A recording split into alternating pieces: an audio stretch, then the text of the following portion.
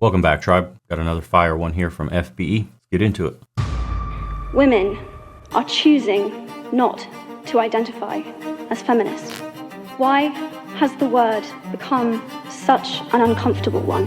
Feminism is teaching young women this victimhood mentality and letting it define everything that they do. I find that a lot of feminist ideology and thought today feels more of like a supremacist movement. In my opinion, I feel like feminism has morphed into something that I hate, and it takes away everything that makes us feminine and beautiful.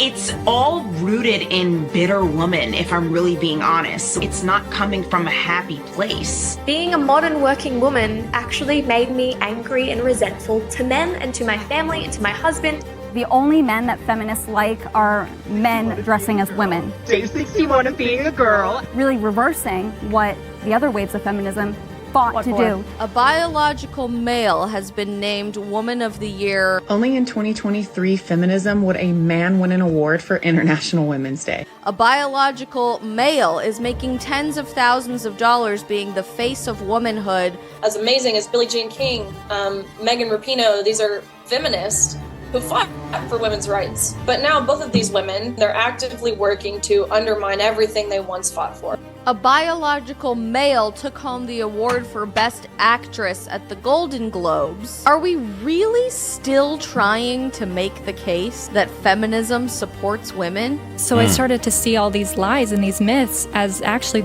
being abusive to women and girls. Yeah, I am pissed that this nuanced fourth wave of feminism has said that men can be women. It was all a lie. Being a modern working woman actually made me angry, lonely, and miserable. Well. We're finally starting to see the cracks forming in the fragile armor of feminism, which for decades has claimed that it's not a man-hating ideology and that it's simply about wanting equality between the sexes. Women's rights is something that is so far behind human rights. It's about women being able to make the same choices for themselves that men have always been able to make. Yeah, it's not. Because when you ask the average woman what she thinks about feminism, she doesn't only agree that feminism has spiraled out of control. Feminism has gone too far. Yes, I'm so old, I definitely think that. Yeah, why? Well, it's excessive, completely excessive. But a lot of women actually go one step further and they claim that it's now doing more harm than good. This movement claims to be fighting for equality, but in reality, it's actually hurting women. And actually, I think it's doing more harm than good. Modern day feminism is a pill that you take from the pharmacy that causes an array of 100 different negative side effects that you choose to ignore. So clearly, modern feminism is having a massive problem when it can't even convince women to join the movement.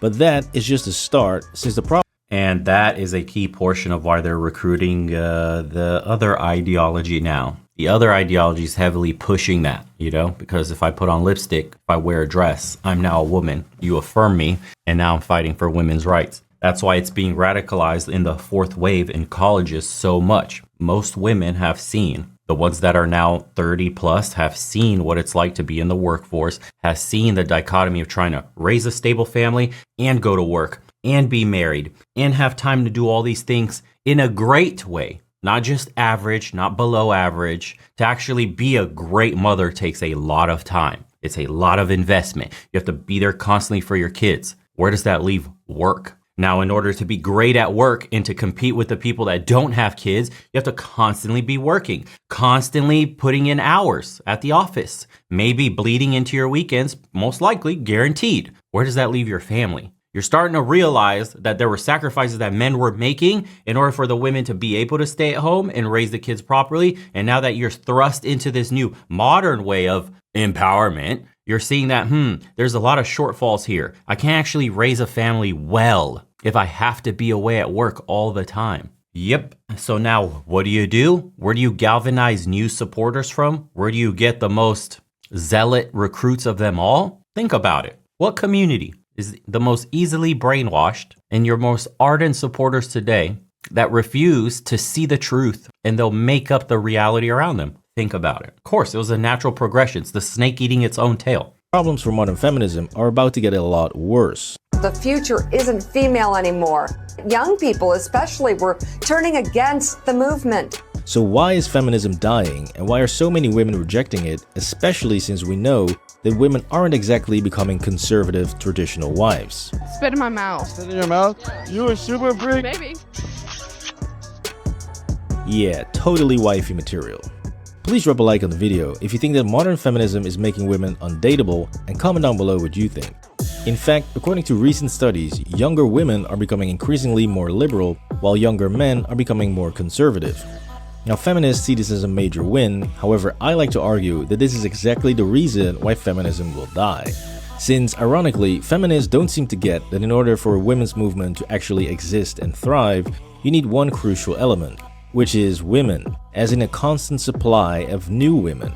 So that means that you need to start making a lot of babies. That's one reason, but then think of it from this angle too. Feminism's kind of an old ideology. It's your mommy's movement. It's your grandmother's movement. That's what they did. The new wave of women, these younger ones, now need a newer cause to fight for. Gender dynamics, gender ideology, systemic oppression, diversity and inclusion, equity-based policies. This is their new battle. The trans ideology. You know, this is what the new women have gravitated towards, because feminism's kind of too old. It's kind of like, we're already there. We already did that. What's the next step that we have to take? Because the liberal mentality is we need to keep progressing. That is why they look back on feminism and they go, we didn't go far enough. How do we go further? We need to take this to the next level. And so identifying as one is no longer cool, no longer needed, and is just seen as not enough. The radicalization continues, and that's why so many young women today identify as,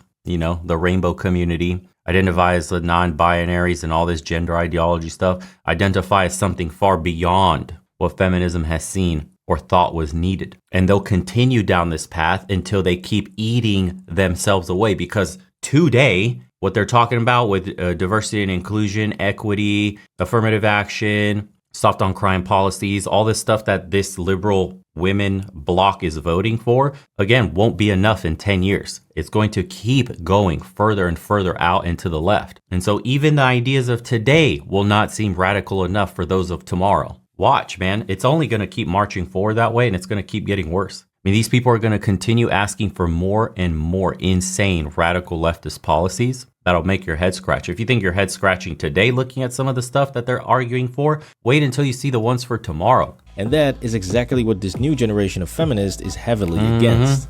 I think it's not a need for women anymore. We don't need to have children. We find that our own happiness is more important. Our own mental health is more important. So obviously, this presents a very practical and real problem for feminists, since we are already seeing woke liberal women complaining that men do not want to date them. And even if they do find a man, those same women do not want to have kids. So yeah, solid plan, feminist. You are literally being bred out of existence, since this basically means that the only people who will be making babies in the future are conservatives or more traditional men and women. Now, this trend of showing off how extremely happy you are as an older, child-free, single woman is already making a lot of women who bought into this very miserable. As I already showed in my previous video, The Age of Desperation. Spoiler alert, it doesn't end well. I could have married a lot of the people that I've dated. Anyways, all of this begs the question, why would feminists steer women towards this path of misery if it doesn't lead to happiness at all, and if it's not even serving women's own interests? Well, that all comes down to a dirty little secret, which is that equality between men and women was never really the main goal of feminism, but it was simply a byproduct of wanting to free women from the so-called slavery bonds of the family unit. Now mind you, this is not some radical opinion from a man who criticizes feminism, it is the actual fundamental belief from the grandmother of feminism, Simone de Beauvoir. Comme par-dessus le marché, je n'avais pas voulu ni me marier, ni avoir d'enfants, que j'avais donc pas amené une vie d'intérieur, ce qui est la chose la plus écrasante dans la condition féminine, j'avais échappé aux servitudes de la condition féminine. Not only did she write the feminist Bible called The Second Sex, but she actually spent a lot of time stressing the fact that women need to be freed from men and the bonds of slavish servitude of homemaking and raising a family. Now yes, I agree that in 1949's France, when she wrote her book, that yes, homemaking and raising kids back then wasn't exactly a fun time, since Big Daddy H just threw the worst party in European history. However, when we look at motherhood and homemaking in 2024, being a stay-at-home mom is a totally different world, and raising a kid with the help of modern technology is a hell of a lot easier. So when you keep bringing up these ancient and really just archaic feminist fundamentals to women who live in the 21st century and are educated, have bank accounts, and are able to spend time on their hobbies while raising a family, then it just doesn't align with reality.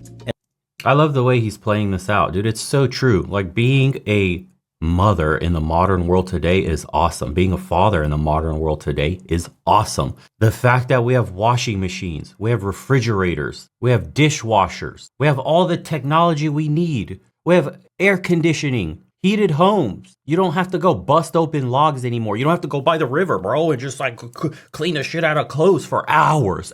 It took hours to do your clothes. Not anymore. We got shit like Uber Eats. People bring you your food made from the restaurant if you don't have time to cook that day or don't want to. Or sit down and draw the coolest artwork with your kid because they're feeling creative. Bro, it's amazing. The only issue is like figuring out the money. We got to get the money right so we can make that a reality. But the actual nitty and gritty, the logistics, the day in and day out of raising a kid has never been better. It's more amazing now than it's ever been. We spend as humans less time doing the laborious stuff. We have diapers. That wasn't a thing. You have to wash a cloth all the time. You can now just put a diaper on, boop, throw it away, grab a new one, put it on there. How awesome is that? If the economics themselves, which is the foundational problem of why people aren't having kids, this ideology crap is like second to the foundational problem of the economics, because the reason the secondary shit is even happening is because of the stress, the frustration from the foundational problem of we can't have kids. It's too expensive. My life is meaningless. I can't find a woman. I can't find a man. Life is too expensive. It's meaningless. I'm a slave at work. I'm a cubicle cuck. Life is meaningless. I don't have a family. And then your brain starts rotting from the inside, dude, and you start to go down the path of these ideologies. You start to get captured. You get captured beyond that. Earlier, when you're a kid, your mom is a single parent. Daddy bailed out, or she picked some Chad and he pumped and dumped and left anyways, and she's a strong queen and she'll raise you by herself. Boom, dude, you just got thrust in there as a kid into a disadvantageous position, and now you're being wheeled into the ideology. You're unhappy. Life's stressful. I don't have two parents. Life's stressful. We don't have money. Life's stressful. My mom's always complaining. We have no money. My mom's always gone at work. I'm unhappy as a kid. My brain has been cracked open through stress and emotional torture from this destitute upbringing that I am now wide open to radical ideologies. Instead of having a solid foundation, instead of having safety, instead of feeling protected in my own home, I felt vulnerable. And when you make someone vulnerable like this, whether a child or an adult, they're easily manipulated into these kinds of ideologies. Do you think if we actually had the fundamentals of economics down correctly, where people were earning more than livable wages, where corrupt politicians weren't looting our countries with stupid ideologies, whether it's team red or blue, they shake hands behind the curtain, all the same. They take money from the same corporations. They suck off on their knees the same CEOs. It's all the same. And they're getting richer. Their kids go to the same private school. Their kids hang around with each other. They're living in their own bubbles while they're destroying the rest of our countries and our lives as normal, everyday people. You don't think if we had family, if we had the ability to self-sustain, to bring on a partner, to start a family, to have something to live for, that all this radical ideology wouldn't change? How many of those videos have you seen where there was like super staunch feminist,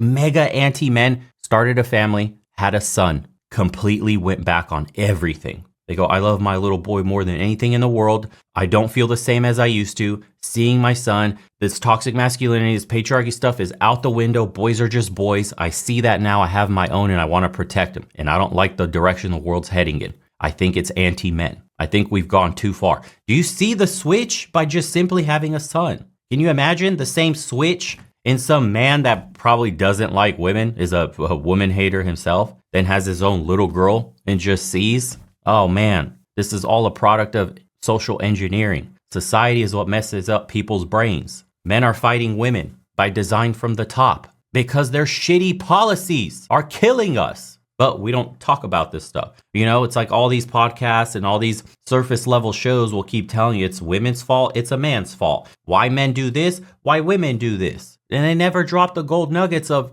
how did we end up here? Why is society in this direction? How do the policies from on high trickle down into everyday life? Why don't we ever point the finger up at those people? Come on, man. This shit is crazy. I see the difference in people, for example, in Eastern Europe. They may have shitty wages here compared to the West, but cost of living is much better in comparison to their wages. People here, if you can look this up, I'll look it up for you. I think 95% of Romanians are homeowners. Here it is. Found it for you guys. Look, this is the map of home ownership. This is Europe. Look, Romania, 96% of people here own their homes. They've had them since their grandparents. A lot of people can buy an apartment here for $40,000, $50,000. A lot of couples I have met, young people, young professionals who literally just move into an apartment right away with both their salaries, $40,000, $50,000, fully furnished, everything ready to go. They have their little nest egg while they continue to build. They start their family. They then sell their apartment, rent it out, or buy another one. Buy a house. A house here is $100,000. And that's the further you go out away from the capital, the prices drop dramatically if you're willing to make the commute. Look at this. Germany, 50%, man. France, 65%. And how much of this is concentrated? 65, still not a good number. How much of that is concentrated in the boomers? Let's talk about who actually gets to own the homes. Are the people that we need to make and start families owning the homes? At 96%, it's damn near every single body. At 50%, okay, once we start to pull that apart generationally speaking, how much of that is the younger generation as opposed to the boomers? Think about it, man. And you wonder why in all these countries here with the low home ownership rates, they have the worst birth rates. They're only propped up by immigration. If you removed immigration and looked at native populations only, those numbers would probably be horrendous, and they're tied to home ownership. Nobody wants to start a family if they can't even have their own place to live. And that's the facts. And there's no point to modern feminism. The solutions that modern feminism proposes don't have much to say to the crises that a lot of young women feel like they're facing. I'm gonna be honest, I don't really see the purpose in modern day feminism right now. It doesn't really seem to be achieving anything or progressing in any way. Nowadays, I feel like feminism has become this women versus men debacle. However, with the massive rise of parents who are homeschooling or pulling their kids out of ridiculous woke schools, it's going to be quite difficult for feminists to indoctrinate children that they don't have access to. And secondly is the fact that many women are already living very liberated lives where they're able to do exactly what they want and that they're not feeling oppressed at all. This word patriarchy, it does not make any sense to me. Women are not oppressed in America. For these women, the classic feminist propaganda is completely useless, especially when those women also want to have a family. So these two forces are already more than enough to slowly drain the life out of modern feminism. But ironically, it's again feminists themselves who are accelerating this process by injecting 100 different topics and causes into feminism, thereby generating new forms of feminism every 5 seconds, basically creating feminism diarrhea. What is TERF feminism? You're a Eurocentric feminist. Trend-based feminism, pretty privileged feminism, liberal feminism. So with the injection of the LGBTQ agenda, and more specific... See, I'm glad he's talking about it. Remember when I said they keep radicalizing? That was just an example right there. All the other branches of the fourth wave, TERF and Eurocentric and Black and whatever else they're inventing, I told you, it's not enough for them. And so it's continuing. Specifically, the trans agenda, you have basically alienated every single woman who wants to have female spaces and wants to keep biological adult men away from teenage girls. I mean, you can try and destroy women's rights, you can try and destroy women's spaces, you can try and insist that men are women, but tomorrow morning men will still wake up men. It is absolutely insane that in this day and age you have to argue with women that it's not safe for women to have a grown-ass man play rugby against girls. Or even worse, argue with them that a 50-year-old man should not be swimming against teenage girls and should definitely not be in the dressing room with those girls, some of which were as young as 8 years old. That is crazy. I mean, feminists have all this talk about destroying patriarchy to protect women and girls from this made-up danger, but when it comes to actual danger, they are completely blind and silenced to the very real destruction that the trans agenda is doing to women's spaces, women's sports, and the very definition of what a woman is. So how the hell are you going to have a movement that is pro-women if you don't even agree on what a woman is? And more importantly, how are you going to fight for women's issues when part of your movement wants to completely eliminate all references to the word woman and womanhood? Because I've noticed over the last few years, we seem to be losing the word woman. So we might be called cervix havers or menstruators. That would be like a men. Dude, that would have been like a 1990s joke. Yeah, like a sexist jab at women. Cervix haver. Calm down, cervix haver. Calm down, birthing person. That's what like some teenage boy would call a woman just to talk some shit. That's being actually rolled out in legislation in some countries. On official documentation, they're referred to as birthing people. Wow. All right, cervix havers, you had it your way. Right movement going around shouting, let's cut off our dick. No thank you, I'm definitely not supporting that. And so as you start to peel off each layer of modern feminism that is below the supposed definition of just... Or someone clip her saying cervix havers and send me that soundbite on email, please. You got to put it on there. ...wanting equality, then you start to see the multitude of reasons why a lot of women are seriously pissed off at the movement and want nothing to do with it. Thank goodness that so many of us are waking up to the fact that modern day feminism is a literal scam meant to disconnect and separate and isolate women from one another. Feminists play into this victim narrative that women are victims of society, of the patriarchy, when we have so much power. Now it's important to note here that I'm not critiquing feminism because I'm anti-woman or because I believe that women do not deserve respect, since wholesome women absolutely do deserve respect. And so what does how many sexual partners someone had before you have to do with you being able to be considered a trophy wife or wifey material? Yeah, not you. So no, the reason why I don't support feminism is because it's simply a facade. It is masquerading as a pro-equality movement, just wanting love, peace, and respect between the sexes, but in reality, it is much more concerned with a whole bunch of other agendas, one of which is simply being anti-male, whenever it gets the chance. And that's not just me as a man saying this, that's actually coming from women themselves. Feminism today, to me, is all about advantaging women at the expense of men. I was all on that bandwagon and just like, wow, women, and I had watched like Half the Sky, which just makes you and like hate men. It really does. So by focusing so much time and effort on bashing men and trying to convince ordinary women that men are evil, it is actually forgetting that many of those women have loving brothers, sons, grandpas, and fathers that they all cherish and respect. They don't. That's the problem. They don't. That is where they're getting these new radicalized ones from broken homes that have no men present, which is why it's so easy for them to hate on one gender that way, because you've never had one present. You don't know the value.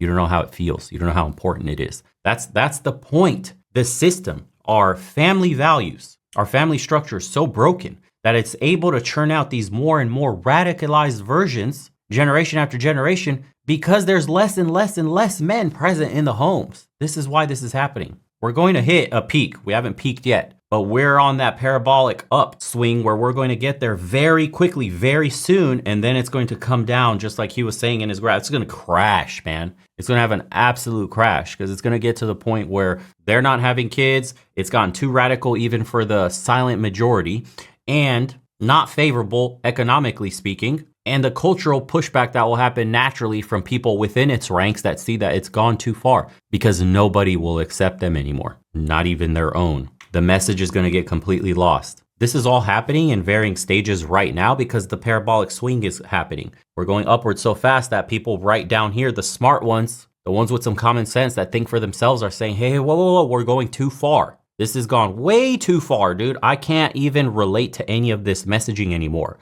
We're letting men in women's spaces now just because they put on lipstick? What? But there's still the vast bulk of them that haven't started asking those questions, still support everything, and it's going to go up. Eventually, you're going to hit that peak. Dude, it's going to happen in the next 10, 15 years. Watch. God, it's going to be incredible to see how the culture unfolds in the next 15, 20 years in America. All the smart ones, they've gotten passports already. They're leaving, dude. They went out to the small towns. They're trying to get away from the madness as much as they can, as fast as they can. They bought property, land, and they're just out and away. There are so many men, millions of men that have gone overseas are happy. We have dudes in the private community right now talking about how they went overseas. They're now married. They can't believe how different their experiences were. Dating apps, no effect in the West. Dates were terrible. Women were acting like you owe them the world, like the air they breathe is divine, God's gift to earth. And then they go overseas and they see a woman that thanks them for their time, offers to cook for them, doesn't want them to spend too much money on them. Restaurants that are nice in the area, that's too expensive. Let's just go for a coffee instead. I want to get to know you. How can I make your day easier? When you invite her over to your place, she does your laundry. She cooks. She cleans up the place naturally without asking. She just loves to do that because she loves to take care of her man. That's crazy, bro. To tell somebody that that kind of world exists and the only way for you to see it is to get a little blue book, and they wonder why that stuff explodes on TikTok, explodes on shorts. So many men are talking about it, and so many men are advising others to leave. And the women that see those content, that kind of content, is so bitter, so angry. They're saying it's setting us back 50 years. No, it's just doing what you naturally love. Nobody set those women back. They're more educated than you are. On average, they are. They finished a 4-year degree. Some of them have masters. They speak multiple languages. The constant gripe with Western women against that is that they're uneducated, they don't know how to speak English, and they're poor. Poor is about the only thing you can say because of the power of the dollar.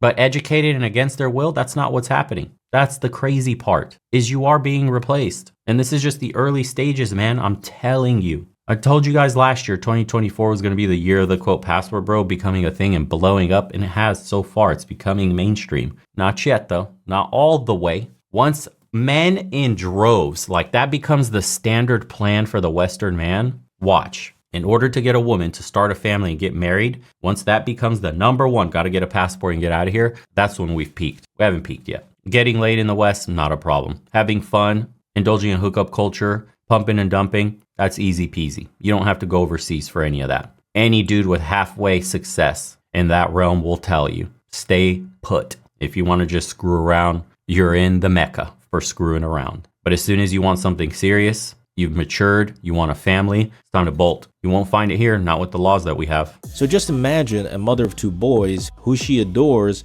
hearing something like this. I'm thinking of my teenage son. Really hard for a 16, 17-year-old boy now. That if you touch in the wrong place at the wrong time, you may find that your whole life is destroyed. See, I and like there is that, far Tara. too much. Well, I like that. Yeah, she's not exactly going Remember to be her thrilled from to yesterday's call herself video? a feminist, now is she? So again, by spreading all of this man hate, feminists are alienating even more women than they already were, which just adds to the further decay of modern feminism. Now all of this begs the question of, will feminism disappear completely, or will it come back stronger like some sort of super herpes? Well, in all honesty, at this point, feminism is basically a 35-year-old woman, which means that her best years are well behind her. How dare you? Sorry, couldn't resist. But seriously, the best years of feminism are indeed behind her, and that's actually a good thing for women. Because this means that all of the important issues that women wanted to achieve, such as voting rights, owning property, access to banking and education, all of that and more have been accomplished. And so because feminists are now running out of real-world problems to solve, they have resorted to just making up fake ones, such as the sexist air conditioning. Any woman who has had to keep a blanket or an extra sweater or a fleece or a parka or winter boots at her desk knows the perils of air conditioning in the office. Sexist, it's bad for business because productivity goes down when it's that cold, and it's wasteful. There I was thinking it was just me that had a problem, but it turns out it's the air conditioning that's sexist. I know. So many women in our office have the exact same problem. You know, one of the biggest problems is that often in offices, it is men who control temperatures. You know, that's just something I've found anecdotally. I mean, come on. Ladies, just take the win. Dude, imagine. We live in such a beautiful society, right? Like, imagine we got people in the Congo mining with their bare feet and hands. Lithium. We got people in insane looking and working conditions in Africa and Asia, just barely trying to survive on like a penny a day, barefoot, inhaling toxic fumes just to provide for their families. And we here have built a society where you get to complain about who gets to control the dial to the air conditioning and actually get on TV and have a debate on if it's sexist or not. Wow. Think about that. Think about that. The destitution, the poverty, the abhorrent situation in certain countries right now where kids are starving to death, being bombed right now. And we live in a society where our biggest problems are whether I feel cold or not in my cubicle as I work to earn a ton of money. Excess. Probably got hired as a DEI hire too, over a man with better qualifications. Still not happy because the AC's too cold. Could have brought a jacket, a sweater, something. I could look absolutely fashionable in every way I want with expensive designer clothes. Or I could be a little kid somewhere in Africa barefoot mining for precious metals so that my iPhone works. They don't want to fight for those rights though. They're very quiet on all that. AC's the problem. See, my problems only extend into my bubble, my immediate vicinity. Everybody else's problems, men, the West, the not West, people in Africa, the situation in the Middle East, all that stuff doesn't exist within my purview. And that's the issue with these people, is that they could only see what's right in front of them. And this is why their path is towards damnation. You're only serving yourself. You don't have to keep making up new forms of fake sexism. You already have everything you need to be free and successful. And so by focusing on this kind of nonsense, the real threats to women and girls are just quietly cruising by while being applauded and danced to by the next generation of women. Now before I go, I quickly want to circle back to that herpes statement, because this touches on a very important feminist spear point, which is the sexual liberation of women, and has led us down this wonderful path straight into the hell of hookup culture. Now you can argue all day about who's to blame for hookup culture, but the reality is that the only way you could sleep with a woman in the past was to marry her. And so you had to invest some serious time, energy, and commitment, which is exactly what women are craving for today. Because let's be honest for a sec, men and women are not built the same. Corporations and governments are to blame for hookup culture, not women, not men. Let me break this down for you in case you're angry and want to blame women, or you're angry as a woman want to blame men. Corporations make money off keeping you separated from the other gender. Dating apps is one example. They make fake profiles. They call it chasing the dragon. It's a dopamine rush for you to open up a dating app, see a bunch of hot profiles. They're not real people. You swipe right. Then you keep swiping right, and then the quality goes down. Then you eventually match somebody, eventually. As a man, when you do this, you will get very little matches and your account actually gets throttled. They won't even show you all the profiles in the area. Obviously, there's a paywall, so you have to pay to be able to unlimited swipe.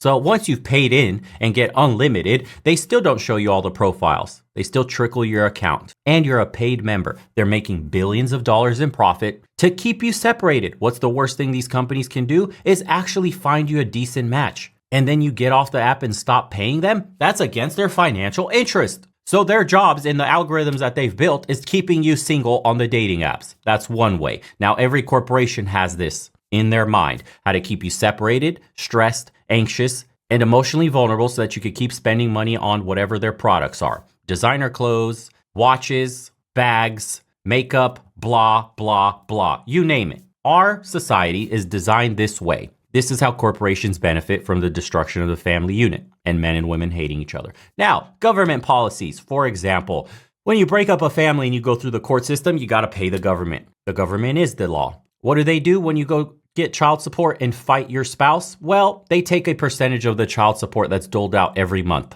You pay all the court fees. That's the government winning. The government takes everything. Then you become dependent on the government.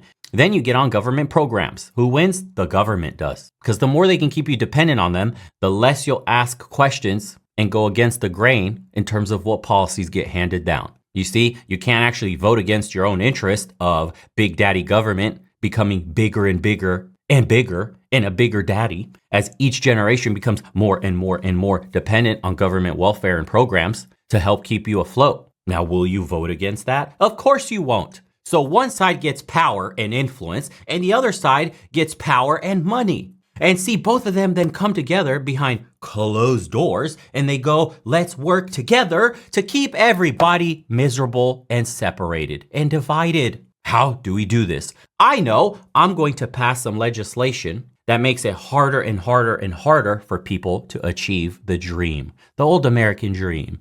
Big house, wife, 2 kids, a dog, green grass. Let's make it impossible. Oop, there's inflation. Oop, stagnant wages. Oop, monopoly busting stuff out the window. Oh, banks too big to fail, but the little guy is very small and allowed to fail. Oh, you want to buy a house today? Can't. BlackRock owns a bunch of them. And on and on and on the problems go. And the little money you do make, you'll spend on products to try to get a mate in a system that's designed to keep you single. That's the game. From the winning side, you're on the losing team. You're the bozo that doesn't even see the game that's being played. You're the one getting fiddled with. The ventriloquist pulls the strings and you go on like a little NPC. Oh my God, society sucks. I hate women. I hate men.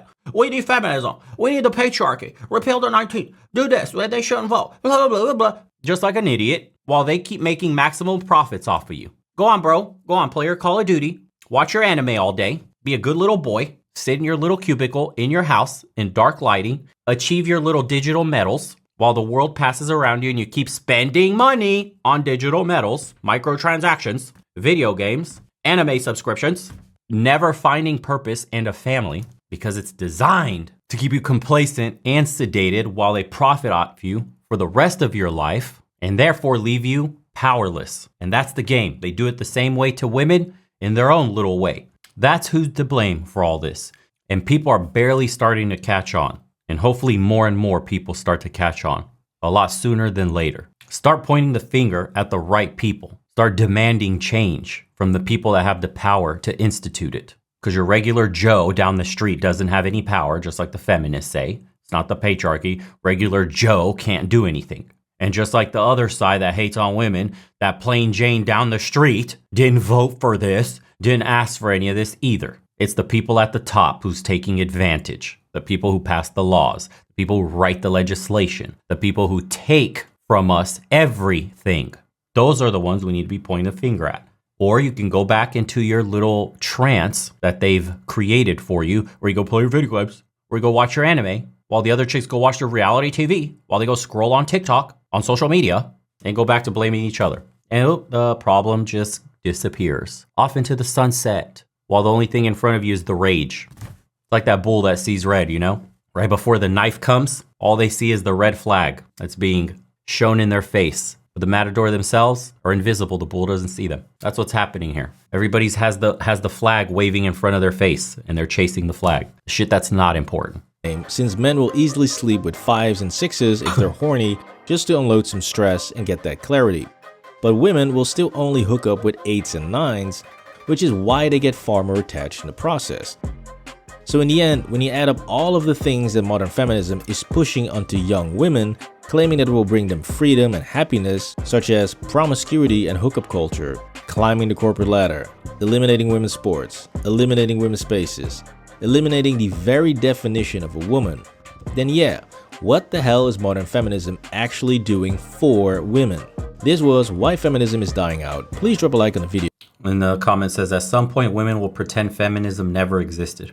That was FBE Capital. You guys enjoyed it, please subscribe. He's getting suppressed like crazy. Show his channel some love. We'll see you guys on the next one.